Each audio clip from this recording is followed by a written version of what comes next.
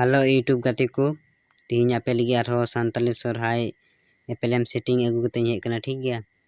तो निया एफएलएम सेटिंग जुदी जहां हाता पे मेने कन खाए तो डिस्क्रिप्शन बॉक्स रे इया व्हाट्सएप नंबर ना ओंडे खो चला कते पे कांटेक्ट इया ठीक गया। तो डिस्क्रिप्शन बॉक्स मस्त पे चेक तबना और पे कांटेक्ट इया ठीक गया। और निया चैनल रे जुदी पे ना खाए एनखान सब्सक्राइब कर उन पे ठीक गया। वीडियो पे कुछ खाए लाइक शेयर मीटे कमेंट एम टू का पे ठीक गया। तो दिला तबे आपे आंजम चुपिया चेल का निया सेटिंग हुई कना मिक्सिंग हुई कना ठीक है। तो आंजम चुके पे लगी ठीक है।